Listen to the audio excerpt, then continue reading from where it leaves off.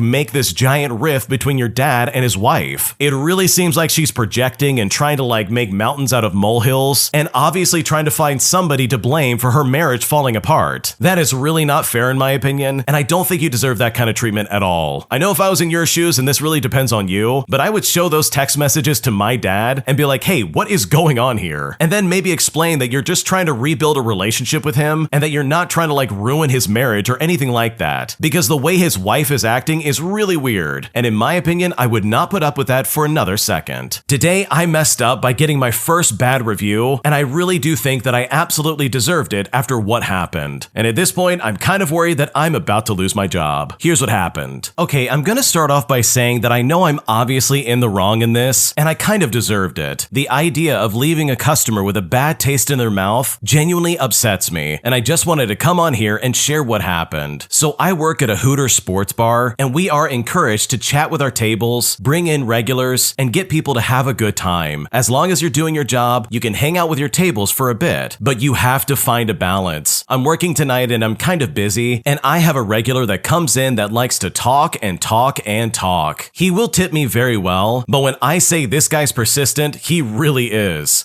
He will see me trying to make a getaway and try to reel me back in, and I'm honestly kind of a people pleaser, so it can be hard for me at times to just walk away. I haven't gone over to him in a while, and my tables are caught up, so I decided I'm in a good position to go over and talk to him again, and he just starts going on and on like he does, and it starts getting really deep. He's talking about his chronic illness and his sick mother, and I sit down with him in the booth. As a note, we are allowed to do this, but I shouldn't have done it, and I do this to try and be engaging and sympathetic, and trust me, it was intense. My section was the booths, and the server before me was still in the restaurant, but now had a different section. She still had the booth that was right across from us, and the table of people had been there for a few hours. I see one of them peeking their head over, like they were looking for something through the booth screen, but at this point, there was no way of getting out of the conversation, and I figured that they've been there a while, so they would be okay until she got back. I was in that booth for probably 10 to 15 minutes before we even kind of got close to a stopping point for the conversation. It's a crazy amount of time to be away from tables, I know. I remove myself and I'm stressing, and I beeline to my other tables and they're all happy, but are almost finished with their drinks and need plates removed from the table. It's kind of messed up, but my first priority was to get to the tables of my own, and I didn't even think about the fact that her table might have needed something in that moment. Walking back over, I realized that that booth had two guys sitting there, no coasters or anything. Before I even think about anything, my automatic reaction was to run up and greet them. I see that they are fixated on their computer and notebook and relax just a little bit, thinking they've been there for a few minutes and that it's okay that they are probably staying a while. For some reason at this point, I was thinking that the busser had cleaned off the old table from the old server's party and I had gotten a new one in the time I was catching up with my tables. I use the same introduction as I give everybody. I say my name and then I ask how they're doing. They said they are doing okay and that they just need waters. And then I see one of them scribbling away something on his notebook. I'm walking away and I'm thinking about the fact that I saw someone bobbing their head around in the booth and that they could have been there the entire time. They could have been sat while I was talking to him and I didn't notice. I mean, who knows? I run back over with the waters immediately and they're gone. And then I see a note on the table, and this is where I realize I really messed up. I take the note and I walk up to the host and I ask when she sat them, but before I say anything, she tells me that she's leaving. I realize that I don't think anyone even noticed what happened, although I definitely think she could have seen them leave. I read the note in the back and it says they were there for 20 minutes and that it's unacceptable how long they were unable to get any service in that amount of time, which I agree I definitely messed up and I feel really guilty. I was all caught up with a regular and then also catching up on my tables and I just didn't notice them. I then immediately knew to check reviews online and there it was. He goes pretty ham on me too. He added that I was flirting with a guy across from them the entire time and they didn't get any service. I have kind of a weird name, so thankfully he didn't catch it in my introduction, but I just wish they could have stayed. Like, I would have brought over a manager and made things right if they wanted. I think I have a semi-likable personality and I could have made their experience a little bit better. Now, here's the thing. I didn't tell anyone. They go crazy on us about getting good reviews, and I've seen a girl get let go for getting a bad one. They will talk about the bad ones for weeks. Our manager gets bonuses for having high review percentages on their shifts, and they will try to find out who it was, and I know the girls will say my name because a couple of them pointed out to me how long the regular was there for and how long I was talking to him. He stayed to talk long beyond I was cut, and the restaurant cleared out as well. I told them about the contents of our conversation and that it was hard to walk away. It's not really an excuse, but still, I think I might be toast, and I'm honestly worried about what's gonna happen next. Okay, I've gotta be completely honest with you. Staying and talking to a customer for 15 minutes is insane to me. Like, sure, you wanna be personable with them and help them feel comfortable and all that good stuff. I totally understand that, and I don't doubt that your intentions were good, but 15 minutes in a restaurant is a really long time. That is seriously way too long for a customer to wait, especially since they haven't even ordered. And I'm not even talking about like waiting for your food. That's like a whole different animal. Like, if I have to wait for my food to be done correctly, then I'm gonna wait. I'm personally pretty patient in that regard, so waiting for my food to be cooked and properly prepped doesn't really bother me. But for me to be sat down at a table and then no one shows up for over 15 minutes, that in my opinion would be completely unacceptable. Like, I can understand why they were upset and why they decided to walk out and leave a bad review. But on the other side of that, the customers very easily could have gone up to the host and been like, hey, what gives? Where's our server? And then they could have hunted you down and figured it out from there. So I think everybody kind of like missed the mark in this regard. And if they really wanted timely service, then they really should have communicated and said literally anything. So hopefully you can keep your job. I think it would be very silly for you to lose it all because of one bad apple, especially when that bad apple could have spoken up if they really wanted to be served. An entitled representative on a customer service line demands that I pay for equipment that I didn't order that's valued at over $500,000. So I decided to maliciously comply, paying for this equipment for only a couple $1,000s, thus resulting in me getting the deal of a lifetime and him getting investigated for possible management manager fraud, and I've honestly never felt better about getting back at someone in my life. Here's what happened. So last year, I was ordering an upgrade for the server room at work. It was a large, expensive upgrade that cost over $500,000. Now, if you've ever had to call a manufacturer to order equipment at this amount, you may know that once you get a good reputation with a manufacturer, they tend to cut red tape for you to maintain a good working relationship with your company. I, in the past, have bought equipment for my personal use at home, and it takes forever to get a rep on the phone, and they often screw you on the deal. While I was making the order with a manufacturer, I inquired about getting personal equipment, just to see if it would be possible to make a separate order for myself with my own money. Now, the rep had no issue with it, and was happy to make the second order. He placed both orders and even gave me a company discount for my order. Now, I did make it perfectly clear that the second order was a personal order, and not in any way connected to the corporate account or order. He confirmed this, and the order was locked. A few months went by, and the equipment showed up in the loading dock at work, and everything was in order. However, my order never arrived at my house. I attempted to contact the manufacturer, but got put on hold for hours. I gave up for now and figured I would try again in a few days. The next morning, the equipment showed up, and it was an exact match for the equipment that was sent to my work. Now, keep in mind, the order I placed from my house was a blade server that was just over $6,000. This was not what I ordered. I went into panic mode as I can't afford this equipment, and when they bill me, I will be screwed. I checked my bank account and I found no charges yet. Now I'm really panicking, as I now think they billed it to my company, effectively double charging them. And at this point, I expect I'm gonna be fired. When I returned to work after my weekend, I emailed billing and I got a copy of the invoice. Well, they didn't bill my company for the equipment sent to my house. Now I'm really confused. So at this point, I drop it. It is a pain to get them on the phone, and I can't call the corporate line when it's a personal order. A month later, I got an invoice in the mail with a late charge for failure to pay. So I think to myself, okay, I can finally get this fixed. I see that they want $6,000 plus a $250 charge for late fees. And I think to myself, okay, that's odd. I call the retention number and I got a representative. I gave her the account number and she told me she needed to transfer me to a manager due to the amount. The manager picks up the phone and I try to explain that the bill is wrong and the equipment they sent wasn't what I ordered. And he immediately just cuts me off and says, "You will need to pay the invoice. You're in violation of the contract and we will sue you if you don't pay it immediately." I tried to explain the equipment issue, but again, he cut me off and demanded that I pay. So I told him I would take care of it then. I said, "Sorry for being such a pain. I will call my bank right away." I then confirmed the bill amount and the part order number from the equipment labels. He confirmed it and said, "See, there was no mistake." And as I was about to hang up, I know I heard him say in a smug tone to someone else that this is how you deal with jerks. Well, I called my bank and I got them to unblock the transaction. It was stopped for fraud alert. The amount was paid, and I am now the owner of a $500,000 server room in my basement. A few months later, I had to order some more connectors for the fiber lines, and I spoke to their representatives again. I inquired about buying a personal device again, since the last time went so well. Apparently, they can't do that anymore, since apparently they were going through a manager fraud investigation. And honestly, I've never felt better about getting back at somebody in my life. Wow, that is a massive mess up on the company side. Instead of getting this fixed and figured out, they just demanded that you pay $6,000 for something that's worth over $500,000. Like, I don't know much about servers or anything like that, but I'm willing to bet that this was probably a steal. So good for you for maliciously complying and paying for that server and getting back at that really rude representative, because I'm sure they went through a nightmare being investigated for possible fraud. Am I the jerk for being unable to retrieve a bracelet that a guest dropped in the pool that I'm a lifeguard at? Because after I was unable to find her bracelet, she had the audacity to call me lazy. And at this point, I seriously don't know what to do. So I work at a large pool in Florida that has an artificial waterfall that guests can go behind. Yesterday, while I was on duty, a woman came up to me and said that she lost a bracelet directly under the waterfall. I was annoyed since we tell people not to wear jewelry in the pool, but I said that I would try to grab it. Swimming under the waterfall is quite difficult because it is high pressure water. You can't really come up for air unless you swim past it, which is difficult if you're diving to the bottom because it's about 8 feet deep. Despite this, I attempt to dive down there with no goggles. And as you might expect, I can't find the bracelet. I came up for air and was instantly waterboarded by the waterfall. I decided to go at it again, and I still couldn't find it. After 2 attempts of diving down to 8 feet and holding my breath the whole time, I had had enough. I told the guest I couldn't find her bracelet. She then started ranting at me about how lazy this generation is and demanded to speak to my manager. I explained to her that we actually empty the pool every night because it's fed by a spring, and that I would check the pool for it tonight. Well, she wouldn't relent, so I got the manager and he explained the same thing and asked her to leave her number so we can call her if we find it. She then proceeded to get her belongings and leave. She didn't even return the key to the locker she rented, and she didn't leave her number either. We did end up finding her bracelet, but we don't have any way to get it back to her, so it's literally just sitting in lost and found. So honestly, am I the jerk here? Should I have tried harder to find it initially? What should I do? You are definitely not the jerk here. That lady is insane for trying to make you do that over and over again, and then for her to call you lazy all because you couldn't find it. It's like, are you kidding me? Why did you bring a bracelet into the pool in the first place? That really should have been left with your stuff, and there was no reason for you to bring that into the water. It's also glaringly obvious that she does not care about your safety at all. Like, if she thinks you're being super lazy for not holding your breath for a long time, then she can get in the water and try and find it herself. So no, you are definitely not the jerk, and that lady was completely out of line. My entitled neighbors constantly make noise every single Friday night as they party until early hours into the morning, and after dealing with this for so many weeks, as well as calling security and the police, I finally made a complaint at the main office, only for them to turn it around and try to blame me for all the noise that was being made. But once I decided to move out, so did most of my neighbors in my apartment complex, causing them to lose well over $35,000 a month as a result. Here's what happened. Okay, so this was 16 years ago. I lived in these apartments going on 3 years, and I was happy there. I had wonderful neighbors. I was always respectful to my neighbors next to me and below me by being quiet in the evenings, and my neighbors deeply appreciated it. Then we had some new renters come in across the parking lot, this being the same complex, and about every Friday night, they would have some kind of party. I lived in Southern California, and most nights the air is calm, so sound traveled like an amphitheater. I also then had my youngest son, who was just a baby. From 11 o'clock p.m. until 3 o'clock in the morning, all you could hear was them talking. They'd be laughing and screaming like they were standing right next to your bed. And yes, the windows were closed. About the fourth weekend, I would call security. They would go talk to them with very little help, but next weekend it was the same thing over again. I finally went over and told them to quit as they were way too loud, but they just laughed and kept going with their noise. Even their next door neighbor stepped in and told them to be quiet, but finally we started calling the cops. The next rent payment, I went to the apartment office and complained as I made the payment, and the office responded by saying that I was the problem. Well, at this point, I was done. I started looking around and decided to buy a home, and the following week, I made an offer and it was accepted. The office staff told me that they were happy to see me go, as they claimed I was the problem on these party nights. Well, after 6 weeks of closing, I pack up and I move out, with my oldest son coming to help me out. As we were loading up, one of my neighbors who lived next to my apartment said that they envied me, as they too were tired of our partying neighbors. The neighbor next door to the party group yells out to me and said, "Good riddance." I just rolled my eyes, and the nice neighbor asked her what her problem was, as the only disturbance in the area was her neighbor, as they had all their parties all the time. Well, 2 months go by, and I drove by the apartments to find out that every single renter in my building and half from the building next to mine were all vacant. Everybody moved out because of the party group, and the apartment complex finally evicted the renters who were partying every single weekend. I guess losing one renter was okay, but 16 apartments vacant because of them was too much, and this was about $35,000 a month. I spoke with a couple of my old neighbors, and I found out when they gave their notice to end their lease, the apartment managers tried talking them into staying. They told them that they were done with the neighbors who partied all the time. Now, it did take them a few months to get new renters in their establishment, but it was probably especially hard after all the negative reviews that they got. And in the end, moving out was completely worth it. The funny thing is, every time I saw the office manager, she would tell me what a great tenant I was. Always paid my rent on time, my home was always clean, I never had a complaint from any other neighbor, and this was literally for 3 years. And I'm honestly wondering if the problem renters were like friends or family or something like that, because the best revenge was that when I moved out, so did everybody else, and they all said the same thing that I did. They're leaving because of the noise of that one apartment. Wow, that apartment complex and their managers are completely out of line. They seriously try to act like you were the problem with all this noise. Like, are these people deaf or something? There's no way that's coming from your apartment. You just happen to be the only person actually saying something about it, and somehow that makes you the bad guy? Like, what is going on right now? And I think I'm right there with the original poster. They had to have been like a friend or some family member or something like that, because no apartment complex I've ever lived in would ever put up with that for longer than like the occasional like one-off weekend. But outside of a very obvious holiday, there's no way anybody should ever have to put up with that. So I not only don't blame you for moving out, but I also don't blame you for complaining, because the noise these people were making was completely uncalled for, and you do not deserve to live like that in the slightest. If you like Am I the Jerk, you're probably going to love Am I the Genius. Check it out, link down below in the description. Also, go to amithejerk.com/submit if you would like to submit your own stories. My entitled lazy coworker requests that I move his bike to the warehouse while also making sure that I don't get any dirt on the tires, as he wants to keep it new for as long as possible. So I decide to maliciously comply by putting it at the top of a very large shelf, completely out of his reach when he tried to retrieve it. Here's what happened. So I've worked at an outdoor retail store for a little over 2 years now. The employee turnover rate at my job is pretty high, with most only lasting a few months. And as such, I have become one of the more knowledgeable employees, and I work primarily in the bike shop. Now, the bike shop manager also happens to be a head bike tech, meaning he is often busy repairing and building bikes. He has taken a liking to me, and as such, I do most of the part ordering, repair check-ins, and restocking and merchandising of the department floor. One of the few employees who has been working longer than me bought himself a brand new fat bike last spring. He lives in a small apartment, and so he stores his bike at the shop, as the bike shop manager and the store owner allows it. However, it is meant to be stored in the warehouse and not on the shop floor itself. Well, one day we get a large order of bikes that we wanted to put on the floor. I went and asked this employee if he could move his bike to the warehouse or if I could just do it for him. He told me, yes, you can bring it to the warehouse, but I don't want any dirt on my tires. It needs to stay shiny and clean for the winter. Also, please put it in a corner or something where it won't get dinged up and scratched. Well, I am a kind and accommodating coworker. However, I don't fancy having to carry this large bike the 500 feet or so over to the warehouse. So I decided that I'd make sure that no one would scratch his bike. In our warehouse, half of it is dedicated to backstock, and the other half has our paddle sports department. In the back stock side, half of that is large shelves that you would most likely see at Costco or other large grocery stores, and the other is bike racks for our stock that won't fit on the floor. The top of these shelves are usually left empty, as we don't have a forklift, and there usually isn't enough merchandise to facilitate needing that extra space. So this leaves about 20 feet open off the ground where my malicious compliance can take place. Very carefully, I climb the ladder to the top of the shelf, carrying his bike on my back. Once up there, I carefully tied it to the post that was left up there, and I stood it up on some cardboard boxes so that I wouldn't dirty any of the tires. I then climbed down and I moved the ladder. Then I continued my work and finished the merchandising. My bike shop owner manager has a great sense of humor, and so when he went to the warehouse to grab a bike in for repairs, he just about lost it when he saw what I had done with the bike. He came back into the store laughing his head off and agreed that it was a justly earned prank. My coworker, on the other hand, who owned the bike, did not find it quite as funny. He is shorter than me, so he could not reach high enough when he was on top of the ladder to get it down. When I left in the fall for school, it was still up there, and I imagine he will have to get another coworker to try and get it down. That's a really funny way of getting back at a coworker. You didn't damage his property or anything like that, but you definitely made things a lot harder when it comes to him getting his bike back. So the next time this guy brings his bike to work, hopefully he can be responsible and move his stuff where it needs to go, because otherwise it might end up in another place that he cannot reach. Today I messed up by potentially losing my entire friend group, all because of a stupid mistake, and at this point I seriously don't know what to do. Here's what happened. So for a bit of context, I'm an 18-year-old male, and I've always been a person who doesn't go out much, and I can easily spend days and even weeks not talking to anyone regularly. When I was younger, I used to be very shy and quiet, to the point where people thought I was a mute. I'm more vocal now, and noticeably more confident, but I feel like a completely different person to myself as little as 2 years ago. I feel like I found my identity and all of the things that I enjoy in life. I have a past of not keeping in contact with school friends after we've separated, both in primary and secondary school. I used to be good friends with quite a few people, and ever since we left, we haven't communicated once. I can understand if people want to move on, like a new chapter in their life, but I'm familiar with this feeling of losing people that I thought were once my good friends. So this brings me to about 7 months ago. I had been doing my A-levels for 2 years and was coming up to my final exams. During A-levels, I really got to know some people and was good friends with quite a large group of people. As the end of A-levels was coming up, I was reminded of losing friends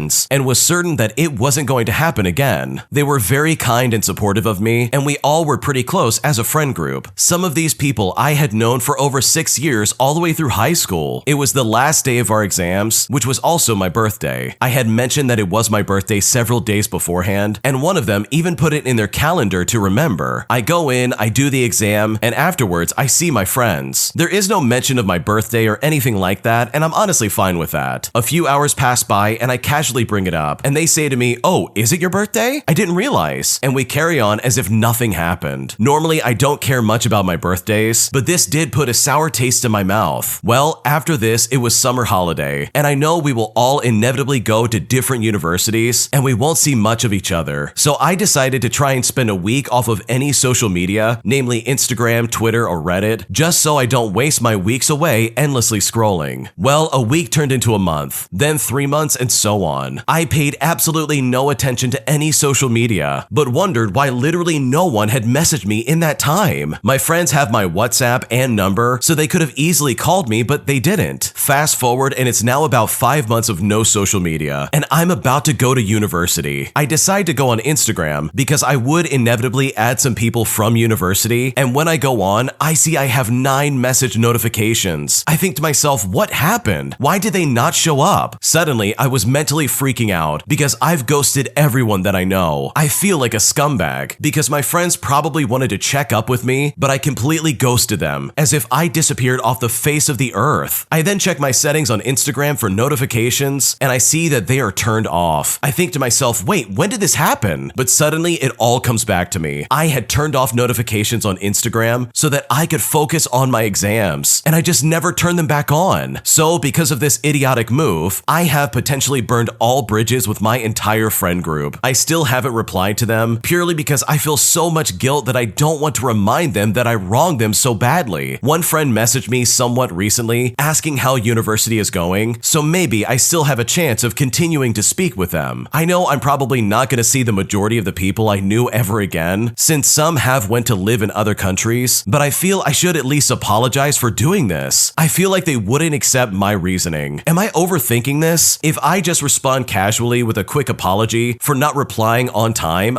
will they forgive me at all? What should I do? Honestly, in my opinion, I think you might be overthinking this a little bit too much. If these people are your friends, they will welcome you back with open arms. If they hold a grudge or try to hold this over your head, all because of a silly mistake, in my opinion, would be so bad and would probably shed some light on if they really are good friends or not. So in my opinion, I would just message them and say, "Hey, sorry about that," and then just give a very quick, easy explanation as to what you've been up to the past 6 months. Because if they are your friends, then they really will be okay with you stepping back into their lives. Am I the jerk for digging in my heels and refusing to invite my estranged dad and his wife to my wedding? Because after the way they treated me growing up, I now literally don't want anything to do with them. And I'm seriously at such a crossroads and I don't know what to do. Here's what happened. I'm a 30-year-old female getting married this year, and the wedding is going to be smaller. So those we want to invite know when the wedding will take place and are confirmed to be free. Invites will go out in the summer, but unofficially, the people who will be invited have been invited. This was because it was important for us to have those closest to us present, and we didn't want a hugely expensive wedding. This has become a problem because I did invite my paternal grandmother, and she has a relationship with my estranged father while I do not. Now, for a bit of background, when my brother and I were 4 years old, we lost our mom. Our mom's twin sister helped our dad out a lot after mom died, and we actually lived with her for 7 to 8 months while our dad was spiraling and losing control of himself. She was there for our first day of school. She fed us and clothed us and protected us a lot during the period we lived with her, and once dad pulled himself together and took us back, she was still the person taking care of us after school and on Saturdays or Sundays when our dad would work. She was essential to us. She and mom were orphans, so it was just her for the maternal side, and dad's side was not close by and did not play much of a role in those earlier childhood memories. But our aunt did. Then my dad got engaged and life changed fast. My dad's wife did not want our aunt around anymore. She wanted to become the mom, and she did not feel like my aunt would make that easy on her. So my dad and his fiance at the time moved us out of state, and we moved around a lot, so my aunt could not get any visitation rights to us. We did not get to see or speak to her at all after that. I know she fought for us. She did track us down a couple of times, and we moved again, and we missed her like crazy. And over the decade that followed, dad tried to erase all traces of our aunt and mom and attempted to create a little nuclear family with the four of us. But we hated him and we hated her. And when we were teenagers, we tracked down our aunt. When we turned 18 years old, we moved out of our dad's house and ended all contact with him. Now, my grandmother was aware of all of this, and when we were kids, she was understanding and did attempt to advocate for us to see our aunt. But once my dad found out I was getting married through a person who actually isn't invited to the wedding, but knew that I was engaged, he talked to my grandmother and he told her how badly he and his wife want to come and how sad they are that they've been removed so completely from our lives. Now, my grandmother is saying that they should be invited, or at least my father, because he is still my father. I told her it would not happen and refused to compromise with just him. So she's unhappy, and she said I'm taking things too far and I'm doing what they did, only I know how harmful it can be long term. So honestly, am I the jerk in this situation? What should I do? You're definitely not the jerk here. Your grandmother does not know what she's talking about because she did not live through your childhood. Like, your dad literally tried to erase your aunt and your mom from your life and literally moved you around all over the place just to prevent you from seeing her in any kind of way. That is highly inappropriate and so uncalled for. So no, you are definitely not the jerk, and I know if I was in your shoes, I would have done the exact same thing. Am I the jerk for making my wedding a child-free wedding, thus denying my nephew from attending my wedding? Because right now, my sister is calling me a jerk, and at this point, I seriously don't know what to do. So I'm a 24-year-old female, and I'm getting married in less than a month, and I want a child-free wedding. Now, I have always said this, and in the invitations, it says that it is child-free. Now, I have been to weddings where there are children, and some have screamed during the ceremony and the reception. In fact, I was at one where the kid didn't want to wait for the cake to be cut, so he snuck up and grabbed a handful. And trust me when I say this, the bride was horrified. Well, my sister has a 5-year-old, and she said she was happy to have some free time. Her boyfriend was going to stay behind the day of the wedding to be there with my nephew. I guess his friends rented out a cabin somewhere the week of my wedding, and he wants to go, so he doesn't want to, in his words, babysit that night. Now, I love my nephew a lot, but when things aren't about him, he will do anything to make it about him. She asked if I can make an exception and that she will keep him quiet, but I just don't trust her on this situation because my grandmother had her 80th birthday recently, and my sister made the same promise to our family that she would keep him calm. Well, he broke away from her and blew out our grandmother's candles and pushed the cake off when my dad tried to redirect him. She said she won't be able to find someone to watch him, and I said I would help her find someone, and she said she doesn't trust him with anyone. So I told her she needs to tell her boyfriend that it's not babysitting, and he said he would be there for her and her son during this night. Now, the venue has open water and a lot of open field. I also don't want him to get hurt because he loves to run around, and he always gets in trouble, and she rarely stops him. So I told her I'm sorry, but I can't. Well, she called me a jerk for inviting our cousin who turned 18 in December, and I told her she is an adult, and she can watch and take care of herself during the event. There will also be alcohol and other activities later in the night, and I don't want a child around for that. Our cousin is even leaving before we do other stuff. She'll only be at the reception for an hour or two. She says that she barely turned 18 and that I'm your sister and you can't even do this for me. So honestly, am I the jerk in this situation? What should I do? Yeah, based on the way you've described your nephew, I don't blame you for not inviting them. Like, this kid pushed a birthday cake off the table and blew out the candles at their grandmother's birthday party. And in my opinion, that is a massive red flag that this kid will absolutely do the same thing at your wedding. Am I the jerk for asking my wife to earn a stable income? Because right now, I feel like we're sinking financially. And at this point, I seriously don't know what to do. Here's what happened. So I've been married to my wife for 15 years. We have 3 kids, ages 9, 11, and 14. Our dating period was a rapid 6 months before we were married, although we knew each other as friends for much longer. Her family communicated to me that we should waste no time, and she did as well. So I got the memo, and I eagerly played the part of Romeo. And trust me when I say this, it was easy. I was infatuated with my wife's beauty. I still think she looks physically stunning, and I like that she was a reader. In retrospect, I think I overlooked our values not aligning, but that's on me. Enamored as I was, I told her that I agreed that I would be the breadwinner and that she would be a stay-at-home mom, and I honestly thought I could do it. We were 29 years old, and I was completing my PhD degree. I took on extra teaching gigs and supported us financially as we lived in a small apartment. She wrote novels, and more kids arrived. I finished my degree and found a stable career at which I currently work. I've been solely supporting a family of 5 for at least 15 years, and I wouldn't mind doing it if the economy wasn't so bad. We bought a new place price 2 years ago, and with inflation and my variable mortgage, I am losing sleep at night thinking where I can cut some of our expenditures and how we can stretch our budget. I make decent money, but we live in an expensive city, and I feel like our boat is taking on water, and I'm asking my wife to help me get some of this water out. We make ends meet living paycheck to paycheck, but an emergency would be disastrous. My wife works hard, but she works hard at jobs that she likes. She is a stay-at-home mom. Our youngest is nonverbal autistic, but goes to school full-time. She writes novels that bring home maybe a couple $100 a year, and she has recently started taking on dancing gigs. She is on a dance team that makes about $200 to $300 a month. She would earn more money and work less if she just used her teaching degree, which she is not using. She brings in practically nothing and expects me to man up and get extra teaching gigs. I'm doing that, but I'm also burning out, and I'm now wondering if I'm the jerk for asking my wife to use her skills and bring in more reliable income. She says being a stay-at-home mom is a full-time job and that I made a promise to her before we got married. She writes novels and calls this a career, which I admire, but I think it's also selfish. She earns next to nothing and would earn more if she just worked once a week a full day shift, which I could easily accommodate by taking on extra duties on days I don't work. I can't even bring this up with her, or else she's gonna accuse me of not appreciating or respecting her. Her line right now is that being a stay-at-home mom is a full-time job, and I agree that it definitely is work, but I already do all the groceries, drop the kids off at school, make some of the meals, and then some. I don't mind taking on more if she would just contribute something to the family's financial well-being. So honestly, am I the jerk in this situation? What should I do? No, I don't think you're the jerk at all. I think your wife's being very selfish, and she's not looking at what's happening right now. Like she's really holding it over your head when she's saying, oh, 15 years ago you said you would take care of the family. And it's like, yeah, but that was 15 years ago. Now we've got inflation and all this other stuff going on. Things have definitely changed since then. And in my opinion, that's just a really toxic excuse for her to stay at home and still do her same thing. And sure, writing novels and being a part of a dance team is not bad in and of itself, but picking up a well-paying job at a time like this really seems like the best move. And in my opinion, I don't think you're in the wrong for asking her to step up. My partner plays way too many video games, constantly prioritizing those over our own children and our home. And after dealing with this for so long, as well as working 12-hour shifts all the time, I'm constantly under stress trying to upkeep the house, as well as taking care of both of our kids, while my partner sits there and plays video games all day. And I'm honestly not sure if I'm the jerk for asking him to play less and try to be more involved in our lives, because at this point, I seriously don't know what to do. Here's what happened. Okay, so hear me out. When we first got together 6 years ago, he did not play video games. It wasn't until a little over a year into our relationship that he started, which is right when we got internet that wasn't weak. He had mentioned playing when he was younger, but I thought he grew out of it. And at this point, I was pregnant with our first child. When our baby was born, he played video games a lot, and he did a lot of this during his paternity leave. We ended up going to therapy for other reasons, mainly just about all the struggles of being new parents and how that affects a relationship. And that's when he did apologize for how he treated me during my pregnancy, and he honestly did way better after our second child. But now I'm back to feeling like I'm in competition with his PC. I also just wish that he would help out with chores before gaming. Like, I enjoy playing Sims 4, but I've barely played because I can't enjoy it if I know there's stuff that needs to be done, let alone while there's 2 kids that need my attention. I understand wanting to decompress after work, but I don't get that when I come home from working on the weekends after doing a 12-hour shift. And while I'm doing that, he's home watching the kids, basically itching to just play video games. Anytime the baby naps or is just content chilling on the baby mat, he'll sit there and play video games. Not to mention that I don't feel like that gives our oldest son much attention either. I will come home and there will be dishes. There will be laundry and vacuuming that needs to be done, which is hard to do sometimes with the kids, but why not do it once I get home while I play with the kids? And then on weekdays, if I'm behind on cleaning, I'd like for him to entertain the kids once he's home so I can finish up cleaning. But instead, it's straight to playing video games. Also, it's not helping our love life. I've tried telling him that I'd like help around the house before he plays, and I feel like I'm always asking for him to get off so we can spend time together, which he'll usually get snippy over. The past few days, I've asked for help with the kids, and then usually just end up doing everything myself because I literally can't wait. I feel like I've tried explaining in every way possible that I do not like the video games. He'll either say that he just wants to relax or that it's all that he has. And sometimes he has cut down, but then picks it up right back again. So I'm honestly not sure if I'm just being really needy me, or if I'm being a jerk for wanting more from him. Because at this point, I seriously don't know what to do. No, I don't think you're the jerk at all. I think your partner has his priorities completely mixed up. Like, I totally understand where you're coming from, and I completely agree. If you want to play video games, other things in your life need to get completed first before that can happen. It's honestly the only correct way to go about doing this, and it's the only way that everybody in the house can stay sane. Because what he's doing right now is completely irresponsible. He's allowing things to pile up and basically leaving it on your shoulders, and that in my opinion is completely uncalled for. Now, I've got to disagree with the original poster here, because I don't think video games are something you just grow out of, and also I don't think there's anything wrong with playing video games, but it has to be in healthy moderation. Because if that's all you do all the time no matter what, then cleaning the house or getting work done is never gonna happen. And that literally just cannot happen. Like, I really believe there has to be a balance in all of this, and I'm a firm believer that if you take the time, you really can find the balance necessary for all aspects of your life. So no, I don't think you're the jerk at all. I think your partner is being very selfish right now, and I think you have every right to be upset with the way he's acting. If you like Am I the Jerk, you're probably going to love Am I the Genius. Check it out, link down below in the description. Also, go to amithejerk.com/submit if you would like to submit your own stories. An entitled Karen is constantly bumping into people, as well as cutting people off in the pool while she's swimming. And I eventually found myself cut off by this lady, where she claimed that I cut her off and that she was going to complain about me and get me banned from the pool. Here's what happened. So there's this Karen that gets in other people's way at the public swimming baths, but she thinks that everyone else is in the wrong. Occasionally when lane swimming, someone will accidentally knock someone else, but it is very rare. It happens and it isn't a problem. However, there will sometimes be that one person who always bangs into others, and it's because they're unaware of other swimmers and that their swimming etiquette is completely incorrect. Lane swimming direction and speed is on a board at the end of the pool. There are several lanes to pick from, namely the slow, medium, and fast lane, which have rope markers held up with floats to identify each. The format is either swim clockwise or counterclockwise, and the information is on boards at the end of the pool. So if swimming clockwise, a swimmer will keep to the left, and someone overtaking can do so in the middle. Well, the entitled Karen of this story is slow, and as she approaches the end but a long way from the end, she moves into the middle. She is completely unaware of anyone who may be overtaking her, and frequently cuts up other swimmers who have to veer away from her, or sometimes she'll knock into them. If I am doing the crawl, I do it in the middle lane, and if I'm doing the breaststroke, I do it in the slow lane, so not to hold up other swimmers. Well, I was overtaking her when I was doing my breaststroke in the slow lane, and that's right when she knocked into me. Now, have you ever heard the expression that it's not what someone says, but it's the way they said it? Well, this Karen just went into full angry mode. She looks at me and says, "You knocked into me." But I look at her and I say, "No, you knocked into me." The Karen then responds by saying that I splashed her and that I shouldn't be in this lane. But even though I tried to explain to her that you need to keep left, she interrupted me and said that I shouldn't be in this lane and she was going to make a complaint. I said to her that she needs to be more aware of other people, but she just said to me, "You were going too fast and I'm still going to complain about you." I then responded by saying that you're not swimming in a straight line and that you literally swam right into me. But she just kept repeating that she was going to file a complaint against me. So, realizing that this conversation was literally going nowhere, I said to her, "You need to learn how to swim in a straight line, then you won't keep knocking into people." I then swam off at that stage, leaving her looking perplexed. I mean, did she think the pool attendants would do something? Because they definitely wouldn't. She thinks she's the swimming pool police, but she is honestly very mistaken. And my only regret is that I didn't call her a Karen at the time. Yeah, that's such a weird way to act at the pool. Like, seriously, all you gotta do is share the lanes. It really isn't that hard, especially if you're paying attention even just a little bit. It's also ironic to me that she's repeating over and over again that she's gonna complain about this guy, but like, seriously, he didn't do anything wrong. It sounds like this entitled Karen is the person who does this all the time, and honestly, that must be so annoying to deal with, and hopefully that gets corrected sooner than later. Today, I found out that my wife has been cheating on me with a coworker from work, and I'm now honestly devastated, and I seriously don't know what to do. Here's what happened. So my wife and I met through online dating about a decade ago, and we hit it off pretty quickly. We've been married for 8 years now, and we own a house together and have 2 young children less than 6 years old. Neither of us had really had a successful long-term relationship prior to meeting each other. We are a team, and we constantly have each other's backs. We have worked through some stuff in the past, mainly financial stuff that we didn't see eye to eye on, but we communicate well and we work through things as a team. We are a single unit. We have not had any insurmountable hurdles until seemingly now. now. Now, she is straight and always maintains that she is straight, but she definitely has the sort of style that gives off the vibes that she might be into women. Now, my wife has issues with where to draw the lines on joking about things, and in her workplace, the level of joking, especially stuff intimate in nature, if you know what I mean, crosses all kinds of lines that wouldn't come near to being crossed at my workplace. I would get fired for the sort of things that she and her coworker joke about on a daily basis, but it comes with their work environment. Recently, she made a new friend at work within the last couple of weeks. They're roughly the same age, and my wife could not stop talking about her. Let's call her Rachel. Rachel is not her real name. Rachel is so funny. She has a kid of her own in our kids' class, and she sends funny messages all the time. Rachel is roughly the same age as my wife and I, to my knowledge, and is married to a woman, and they have at least one kid. Well, last night, I was plugging in the iPad to charge, and the iPad is linked to my wife's phone, and so messages on her phone appear on the iPad as well. She was working a late shift, so I was home alone with the kids. I was plugging it in, and there was a message notification on the screen. It was a phone number with no name, and the messages were absolutely gushing about my wife's personality and her looks, and all this other stuff. Now, normally, I don't dig into her messages. I see the jokes that come through sometimes, and you can obviously tell that they're jokes. But this one just didn't sit well with me. It seemed too legitimately heartfelt, and so I decided to open up the message. And what I gathered over the next 10 to 15 minutes is that this was Rachel texting her, and that something, even though I'm not sure what that something is, had happened earlier in the day between the two of them. It was physical in nature, and my wife put up some kind of boundary. But then all of the messages after that were the two of them flirting back and forth, and my wife asking if they moved the boundary, with Rachel responding that they could discuss setting a new boundary. My wife also expressed that she wishes she had met Rachel before me, or at least before we had kids. Well, when I saw that, I took pictures of all the messages with my phone. I wasn't sure how to screenshot them and send them to myself from the iPad without her realizing. And then after that, I started texting her and asking her how her day was, as well as what she was up to and all this other normal stuff. And it is slowly revealed that she had spent the morning with Rachel, that Rachel was at our house in the morning, and she was there for the entire morning. She even said that they chatted about issues at work and issues with Rachel's marriage. And here's the thing, my wife never does this. She never has people over the house like this, and the odd time that she does, I generally hear about it. She tells me because she is excited that she had an old friend over or something like that. And so I danced around it a bit for a few more text messages, and then I said, screw it. I know something happened, and I'm going to put her on the spot. I then sent her the following text message. I'm about to start asking some very real questions, and I need you to have some very good answers. I then indicated that I had charged the iPad for her when she got home. Well, the iPad lights up with my message, and then I can see that she read it. It then lights up again, but this time with a message sent to Rachel. She sent a screenshot of my message to her, and she says to Rachel that we're done. Rachel asks what is going on, and my wife says that I know, because I can see the whole conversation on the iPad. And then she texts me back asking if she can call me in a few minutes when she can find a quiet spot at work. But I told her not to call me, and I made arrangements for her to sleep in the basement. I'm honestly so numb right now. I did not sleep last night, and I had a million thoughts floating through my head. This morning I sat with her in the early hours of the morning and had a discussion that I think we need to address this through a marriage counselor who knows the best way on how to attack this. I then asked her why she has no answer, and she says that she can't explain. She says there is nothing wrong with me, it is nothing that I did, that she is happy in life and doesn't know why she did it. She says all they did was kiss and nothing more, but I told her that I know from her messages that she was pushing for more. I poured my heart out to her, and all I got back were some mumbled apologies, as well as her saying, I know you're hurting. She doesn't know what to say, and she seems numb as well. She said she's embarrassed, but I told her that she's only embarrassed and sorry because she got caught, because obviously she wasn't thinking about me or the kids. I left this morning for work, telling her that I'm willing to patiently work through this with a marriage counselor, but that this was going to take some time, that this isn't some situation where you went to a work party, got drunk, and made a mistake, or anything like that. This was a Thursday afternoon. You were stone cold sober, and you invited her to the house immediately after dropping the kids off at school. And then you flirted with her via text the rest of the day, and while at work together, and further getting handsy at work. All the while, you're sending me text messages asking about my day, while also just checking in on our life. And you know what? I can tell by the timestamps on the text messages that she was flirting with Rachel right before and after a phone call she had with our kids. I am so mad, and I'm trying to keep a level head and not do anything anything without rational thought put in first. And that's because I really do believe in trying to fix this. I have already made it clear that I want to go through marriage counseling, and I've also told her that she needs to smarten up at work and stop kidding around and act like a professional regardless of what others do. She has indicated that she has cut contact with Rachel and will not speak to her outside of a professional capacity when she has to at work. I have photos of the messages they sent to one another, and my wife does not know that I have them, only that I could see what was on the iPad. And in the meantime, I've told her to get comfy in the basement. I don't know if there's anything else I could do right now. I mean, is this a lost cause? Should I just go scorched earth? I mean, I really don't want to do that to my kids. Should I get her checked for a tumor? I so want to believe that she has a tumor that has tweaked her brain. I mean, this is just so out of left field. It came out of absolutely nowhere, and it is nothing like her. And she seems to have no real idea as to why it happened, other than her saying that she just got curious. I mean, should I try to get in touch with Rachel's wife and let her know? Or see if my wife has the guts to do it herself? Or should I just leave it well enough alone? She's got another late night shift today, and I'm at work right now, so we probably won't cross paths again until tomorrow morning. We have a weekend of kids' birthday parties to attend, which I don't know how we'll get through without people realizing there is something terribly wrong between us, because at this point, I seriously don't know what to do. Wow, how tragic of a situation. Like, seriously, this really sucks, and I'm so sorry to the original poster. It's very obvious that your wife clearly thought she was going to get away with this, and that really is such a tragic thing, especially considering you guys have kids together. And the original poster got it right. It's like she didn't even think about them in the slightest. And her excuse for allowing this to happen is so wrong. For her to be like, oh, sorry, I got curious, didn't mean to hurt you. That is so toxic, it's not even funny. And I personally don't believe her for a second when she's like, oh, all we did was kiss. Like, I really think that's probably a lie, and it's most likely a cop-out just to minimize any consequences. And if you do decide to go scorched earth and decide to separate from her entirely, in my opinion, I really wouldn't feel guilty about any damage that does to the kids. Because at the end of the day, any problems that arise from that are literally your wife's fault. She did this to your marriage and your family, and there's really no good excuse for this in the slightest. Am I the jerk for refusing to share my inheritance with my siblings, as they are now demanding that I give some of that over to them, despite the fact that they neglected our parents towards the end of their lives? And at this point, I seriously don't know what to do. Here's what happened. Okay, so I recently inherited a significant amount of money from our parents after they passed away. My siblings, both older than me, have been pressuring me to share the inheritance equally between us. However, I've been hesitant because I'm the one who took care of our parents during their final years, and I'm also the one who sacrificed a lot of time and opportunities for my own career and personal life just to take care of them. Growing up, my siblings were always busy with their own lives. They moved away for college, pursued successful careers, and rarely visited home. Meanwhile, I chose to stay close to our parents, especially when their health started declining. I became their primary caregiver, managing their medical appointments, their daily needs, and providing emotional support. During this time, my siblings would occasionally check in, but they didn't contribute much to our parents' care. They never took on the responsibility of caregiving or even offered substantial financial support. Despite this, they still expected an equal share of the inheritance when our parents passed away. Now that I've received the inheritance, my siblings are demanding their share. They argue that it's only fair since we're all family. However, I strongly believe that I deserve a larger portion because of the sacrifices I made for our parents. I feel resentful that they only started showing interest in our parents' affairs when they realized there was money involved. I've explained my stance to my siblings, but they're accusing me of being selfish and greedy. They argue that our parents would have wanted us to share equally, regardless of who did what during their final years. However, I can't shake off the feeling that they're trying to take advantage of me and the situation. So honestly, am I the jerk in this situation? What should I do? Okay, this might be a controversial take, but I don't think you're the jerk at all. If your parents really wanted your siblings to have any share of what they're gonna leave behind, then they literally would have put that in their wills. They would have stated very specifically who gets what, and they would have made that information very clear and present. So the fact that they did not do that and instead gave you everything is all you really need to know about the matter. So no, I don't think you're the jerk at all, and I think your siblings are being very selfish, especially considering how they didn't help their parents out towards the end of their life. My mom is threatening to ruin my entire life if I ever move out while I'm in college, and I now feel incredibly stuck and I seriously don't know what to do. Here's what happened. So I'm a freshman in college. I've been wanting to move out since I was 13 years old, given the fact that my mom is emotionally and physically awful towards me and always has been. The college I'm attending requires all freshmen to live on campus, and my mom made me opt out out of it, requiring me to sign a waiver with my college because she said to me that if I moved out, she wouldn't provide her tax information for my financial aid. A few months have passed since that first incident, and today my younger sister and I got into an argument, and I said out of frustration that I would be moving out in June because I simply couldn't take this anymore. All of the belittling, all of the arguments over menial things, I was just so sick of it. Well, my mother immediately charged at me and began screaming at me, saying that if I move out, she will cancel my phone line, remove me from her health insurance, remove me from car insurance, take away my car despite it not being under her name, withhold all tax information from me, and make sure that my grandpa has to choose between me or her. For context, my grandfather is my best friend. He has my back on everything, and if I came to him in a time of need, he would help me no matter what. My mother is probably the only person who has the power to instill fear into my grandpa, as well as sway him in her favor as he is afraid of losing his daughter. My mom stated that I am not allowed to move out despite me being 18 years old all the way until I graduate college, and if I attempt to do so, everything is going to be taken away from me, even my own family members. It is a normal life milestone for a young adult to move out into a dorm, but she sees this as a threat and a way for me to rebel against her and become out of her control. So I honestly feel very stuck, and I seriously don't know what to do. Honestly, the way your mom is talking to you and the way she's treating you is completely inappropriate. Like, this is beyond her just being nasty or mean. This is really manipulative behavior. She's basically giving you an ultimatum. You have to live with her until you graduate from college, or else she's gonna ruin your life, basically. And honestly, that is like insane to me. Like, I can't imagine someone acting like this and really expecting me to want to go along with it. It also seems like she's really trying to cover all her bases and really make it so that you stick around out of fear instead of logic. Because in my opinion, you have it 100% correct. You are 18 years old, and if you wanted to move out, you really could if you wanted to. I almost wonder if maybe there's some kind of like counselor you can talk to at your school, or someone who could help you in this situation that can kind of give you guidance or some kind of direction on what to do. Because regardless of what you do choose to do, I think the biggest thing you need to realize is that your mom is incredibly toxic. And I know if I was in your shoes, there is no way I would ever want to live with her. My mother-in-law walks into my house anytime she wants, barging right in through our garage since she has a code to our garage door, and just letting herself into our house whenever she wants. And after dealing with this for so long, I finally hit my breaking point and told my husband that I don't want her coming into our house whenever she wants. Because right now I am super annoyed by this behavior, and I seriously now don't know what to do. Here's what happened. So I want to preface this by saying that I have a great relationship with my mother-in-law as well as my husband. I'm a non-confrontational person, and I tend to let a lot of stuff slide, but I put my foot down on this, and I need to know if I was being a jerk. So my husband immigrated here as a young boy with his parents. His only real family that he knows is his parents and sibling. I was born into a large extended family who have always been close, but it's not in our nature to just stroll into another person's house. When we see each other, it's because we made plans to do so, and that's honestly what I'm used to. After my second child was born, my mother-in-law started taking some liberties after we gave her our garage code while she was watching our older child while I was giving birth. It started with me ignoring a knock at the door during my first hours home after a 5-day hospital stay after giving birth, because I was trying to concentrate on breastfeeding and I wasn't expecting anybody to come by our house. Well, then I hear my garage door open and my mother-in-law comes in and just sits on the couch and starts visiting. Now, I didn't like that, so I expressed that to my husband and he seemed to get it. Then she did the same thing. She came over unannounced and let herself in while I was having a tender moment with my older child decorating the Christmas tree. She sat down and started bossing them around about where to put ornaments, and I got so frustrated, I just put an end to the decorating and made it so awkward that she finally left. Well, after this, my husband was mad that I was mad. He said to me, "I'm just glad she at least wants to see me." Now, for reference, I have a strained relationship with my mom, so this honestly was a low blow in my opinion. Now, I love my mother-in-law and I'm very close with her, but I really feel like this is just crossing a line, and I am not okay with it. I think my husband should respectfully have my back. I know a lot of cultures are used to multi-generational living or even just close family, where this type of thing is just normal and it's not seen as unusual. And maybe for some it is normal, but it makes me so uncomfortable and I hate it. I don't want it to cause a strain or disrespect for my mother-in-law or my husband, or discount their unique relationship in being such a tight family due to the rest of their kin being in another country. And I also don't want to be a jerk. So honestly, am I the jerk in this situation? What should I do? Honestly, in my opinion, I don't think you're the jerk at all. I think you have every right to expect some kind of notice before someone barges into your house. Like you guys have basically given her a key to your house, and she now just comes and goes as she pleases. And that, in my opinion, is not the sign of a good guest. She is not being respectful of your space or your time, and if anything, she is literally just being a nuisance. And I know if I was in your shoes, I would feel the exact same way. Like, I love my family, but if they barged into my house anytime they wanted, or if they came into my house all because I wasn't answering the door, that would seriously be such a breach of trust and privacy, it's just not even funny. And I totally understand where the original poster is coming from, where they basically make the conclusion that this really is some kind of cultural difference between her and her husband. But even with that in mind, I don't think it would be unreasonable for your husband to see where you're coming from with this and tell his mom not to show up unannounced whenever she wants. Like, she really does need to come through the front door just like everybody else. So no, I don't think you're the jerk. I think what you're asking of your husband and your mother-in-law is completely reasonable, and I do think this is something they absolutely could accommodate. If you like Am I the Jerk, you're probably going to love Am I the Genius. Check it out, link down below in the description. Also, go to amithejerk.com/submit if you would like to submit your own stories. Am I the jerk for being so done with a family drama going on in my extended family? Because right now, my brother and sister-in-law are being super annoying, and at this point, I seriously don't know what to do. So my husband has multiple siblings between the ages of 8 and 27. The only one that matters here is the oldest brother, who's 27, and his wife, who's 24. They have always seemed a little more concerned with themselves and getting what they want. But what has happened recently has been quite the surprise. My mother-in-law and father-in-law are very genuine and caring people to a fault. Also, for context, I am 16 weeks pregnant and the only other person that is married into the family. 2 months ago, my father-in-law proposed an idea where we work together on a project and use the funds we make to pay for a family cruise, and everyone happily agreed to work. When we started planning, my brother-in-law and his wife were trying their hardest to not go on a cruise. I'm honestly not sure why, as their reasonings were inconsistent and don't make any sense to me, my husband, or his parents. So then, without being asked, my brother-in-law and sister-in-law proposed 4 other ideas of places to go in an elaborate PowerPoint with highlights of activities in the areas. But the problem is that I couldn't participate in 90% of the activities while pregnant. They included things like roller coasters, long hikes, and surfboarding, not to mention the proposed plan to go skiing and ice skating, which I could not participate in at all. They acknowledged that I wouldn't be able to do almost anything on the other trips in a text, but they literally did not care. After all of that, my father-in-law said he still chose the cruise for many reasons, including that he knew my mother-in-law would be guilted and made to babysit my brother-in-law and sister-in-law's 2 younger kids while they went and had fun on their own. More recently, my brother and sister-in-law have said they point blank will not go on a cruise, even though they had been begrudgingly planning on it after their ideas were turned down. They also have threatened my father-in-law to just take their portion of the money from our work and go on their own vacation. When my father-in-law said they could go ahead and do that, my brother-in-law backtracked and said he didn't want to actually do that now. But he also reiterated that he did not want to and was not going on the cruise. So now my mother-in-law and father-in-law are trying to bend over backward to accommodate their selfishness and are trying to plan a second vacation that my father-in-law would fully fund. The second vacation would be at a resort with a lake because my sister-in-law likes lakes, and my husband and I would not be going since I would be 32 weeks pregnant by then. I'm incredibly frustrated by all of this. I'm especially frustrated by my brother and sister-in-law being so selfish and so entitled, especially when they feel the need to bully my mother and father-in-law into doing something that they really don't want to do. My husband understands my frustration, but is trying to be more impartial and help his parents work things out. I really don't think I'm in the wrong here for feeling infuriated, but all of my in-laws' reactions are causing me to question myself. And at this point, I seriously don't know what to do. Yeah, I wouldn't worry too much about this brother and sister-in-law, to be completely honest with you. They clearly just want to cause problems, and honestly, that is not your concern in the slightest. And it almost seemed like they were picking out vacation ideas that you intentionally couldn't participate in, because they know you're pregnant, but they still tried to pick these vacation activities, knowing that you could not participate in them. So honestly, I would not worry about them in the slightest, and I think the biggest silver lining here is that they are not going to be going on this cruise. So that is at least something that you get to look forward to. Am I the jerk for banning my girlfriend from using glass cups in my house, as she breaks them way too often, and I find myself stepping in broken glass all the time? Because right now she is very angry at me, and at this point I seriously don't know what to do. Here's what happened. Okay, to start things out, my girlfriend has a problem with with glass. She is clumsy and always has been, and has broken many other things before now. And I would not mind this, but she is also awful at cleaning the shards up. This past week alone, she has dropped 3 glasses, 1 jar, 2 bowls, and a coffee cup. And she busted a plate by leaving it on the stovetop while the oven was preheating. And this is despite the fact of being warned many times before that